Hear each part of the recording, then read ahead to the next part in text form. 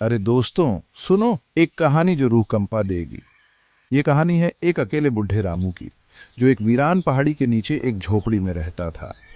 उसकी झोपड़ी का रास्ता पथरीला और खतरनाक था, इसलिए कोई उसके पास जाने की हिम्मत नहीं करता था। एक तूफानी रात जब बारिश जोरों से हो रही थी और हवा भयानक आवाज कर रही थी, रामू ने अपने दरवाजे पर दस्तक सुनी। उसने दरवाजा खोला तो देखा एक औरत बाहर खड़ी है, भीगी हुई, डरी हुई और कांप रही है। बाबा माफ करना, उसने कहा, क्या मैं रात भर यहाँ रुक सकती हूँ? मैं रास्ता भटक गई हूँ और बारिश बहुत तेज है। रामू का दिल पसीज गया। वो किसी मुसीबत में फंसे हुए इंसान को कैसे मना कर सकता था। हाँ हाँ बेटी, अंदर आ जाओ, तुम्हारी तबीयत ठीक नहीं लग रही है, उसने कहा।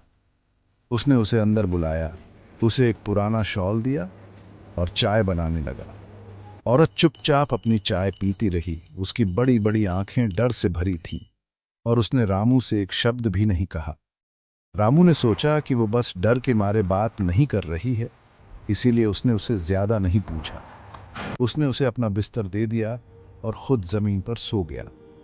जैसे जैसे रात गहरी होती गई, बारिश कम हो गई, लेकिन हवा अब भी डरावनी आवाजें कर रही थी।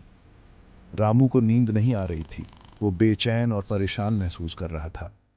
तभी उसने एक अजीब सी आवाज सुनी, एक धीमी खरोंचने जैसी आवाज, जैसे कोई चीज फर्श पर घिसट रही हो। वो देखने के लिए उठा। औरत बिस्तर पर बैठी थी, उसकी पीठ रामू की तरफ थी। उसने अपने लंबे काले बालों को अपने कंधे से हटाया और रामू ने उसकी गर्दन देखी। वो नॉर्मल नहीं थी। वो एक अजीब तरीके से मुड़ी हुई थी, जैसे कि वो टूट गई हो और गलत तरीके से वापस जोड़ दी गई। रामू डर के मारे जम गया। उसकी नजरें हट ही नहीं रही थी।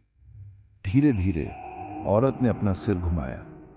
उसका चेहरा वो इंसान ही नहीं था। उसकी आंखें पूरी तरह से काली थीं और उसका मुंह नुकीले दांतों से भरा एक भयानक गड्ढा था। उसकी त्वचा पीली और सड़ी हुई थी। एक धीमी खौफनाक आवाज में उसने कहा, बाबा, तुमने मुझे अंदर आने दिया। रामू चीखना चाहता था, लेकिन कोई आवाज नहीं निकली। औरत बिस्तर से उतरी और उसकी तरफ बढ़ने लगी। उसके पैर जमीन पर घिसट रहे थे। उसकी हड्डियों से एक भयानक चरमराहट की आवाज आ रही थी। अगली सुबह गांव वाले रामू को देखने आए। उन्होंने दरवाजा खटखटाया, लेकिन कोई जवाब नहीं आया। उन्होंने दरवाजा तोड़ा और रामू को फर्श पर पड़ा पाया। उसकी आंखें खुली हुई थीं, दहशत से भरी हुई। कमरे में सड़न की बदबू आ रही थी और फर्श पर एक गहरा खरोंच था, जैसे किसी ने उसमें से बाहर निकलने की कोशिश की हो। और वो औरत, वो कहीं नहीं मिली। गायब हो गई, जैसे वो कभी थी ही नहीं। लेकिन गांव वालों को पता था। उन्हें पता था कि रामू को उसकी मेहमान ने मार डाला था। एक ऐसी मेहमान जिसे कभी अंदर नहीं आना चाहिए था। आज तक तूफानी रातों में लोग उस पहाड़ी के पास जाने से बचते हैं, इस डर से कि कहीं उन्हें अपने दरवाजे पर दस्तक न सुनाई दे, इस डर से कि कहीं वो किसी ऐसी चीज को अंदर न बुला लें जिससे वो कभी बच नहीं पाएंगे।